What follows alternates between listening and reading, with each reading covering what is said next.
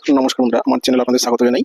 আজকে দেখুন railway group D special অঙ্ক এবং রিজনিং মিলে একটি ক্লাস নিয়ে আসলাম। তো দেখুন আজকের প্রথম প্রশ্ন, যে একটি খেলনা 1125 টাকায় কিনে 16% ক্ষতিতে বিক্রি করা হলো, খেলনাটির বিক্রি মূল্য কত? খুব আমরা কী করবো, এই 1125 লিখে নিলাম ইন্টু বাই 16% ক্ষতিতে বিক্রি করে, অর্থাৎ 100 টাকা যদি ক্রয় মূল্য হয়, 100 টাকা যদি ক্রয় মূল্য হয়, বিক্রি মূল্য কি 16 টাকা কম হবে।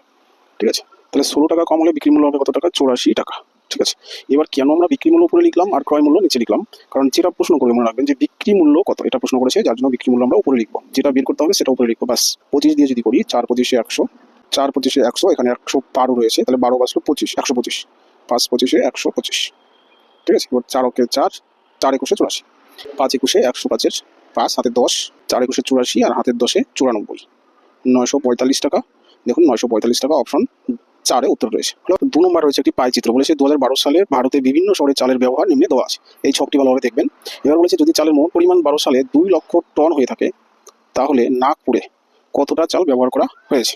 তাহলে কোশ্চেন করা হয়েছে কি নাগপুরের, তাই না? এটা মোট চালের পরিমাণটা আমরা লিখছি যে 2 লক্ষ টন, 2 5টি শূন্য হবে। ঠিক আছে, 3 4 5 লিখলাম। এবার দেখুন একটা ইন্টু চিহ্ন দিলাম। আমরা এখান থেকে যদি দেখবো যে নাগপুরের পার্সেন্টেজ কত, এটা হচ্ছে বন্ধুরা নাগপুর। ঠিক আছে, তাহলে নাগপুরে কত পার্সেন্ট? দেখুন 5%। 5% অর্থাৎ 5 বাই কত পার্সেন্ট উঠে গেলে নিচে 100। বাস অঙ্ক শেষ। এরকম চাষ কাটাকাটি করুন। 5 অক্ষে 5, 5 দুগুণে 10, একটা শূন্য। 20 অক্ষে 20, 20 অক্ষে 20, কটি শূন্য থাকলো? 4টি। 1 2 3 4, 1 দিয়ে 4টি শূন্য।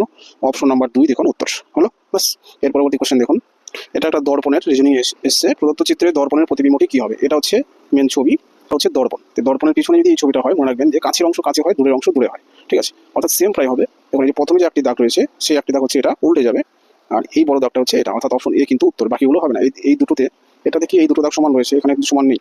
এখানে কি প্রথমেরটা বড়, কিন্তু এখানে প্রথমেরটা ছোট, আর এখানে সমান, অর্থাৎ এই তিনটির একটি আনসার হচ্ছে না। অপশন এ কিন্তু উত্তর হলো। বাস এর পরবর্তী কোশ্চেন, এটাও একটা রিজনিং রয়েছে। বলেছে যে সঠিক চিত্রটি নির্বাচন করো শূন্য স্থানে, অত প্রশ্ন চিহ্ন স্থানে।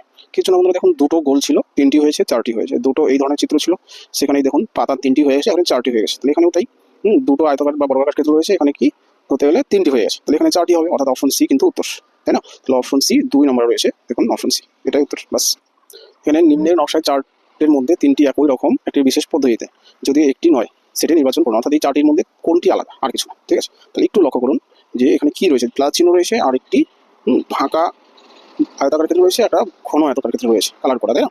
তাহলে দেখুন এই তিনটি চিত্র দেখুন মিল রয়েছে, কিন্তু এটাতে মিল নেই। কি মিল? দেখুন এই যে কোনাকুনি প্লাস রয়েছে, কোনাকুনি আয়তাকার ক্ষেত্র রয়েছে, কোনাকুনি আয়তাকার ক্ষেত্র রয়েছে, কোনাকুনি প্লাস রয়েছে, কোনাকুনি প্লাস রয়েছে, কোনাকুনি আয়তাকার ক্ষেত্র রয়েছে, এখানে কিন্তু কোনাকুনি নেই।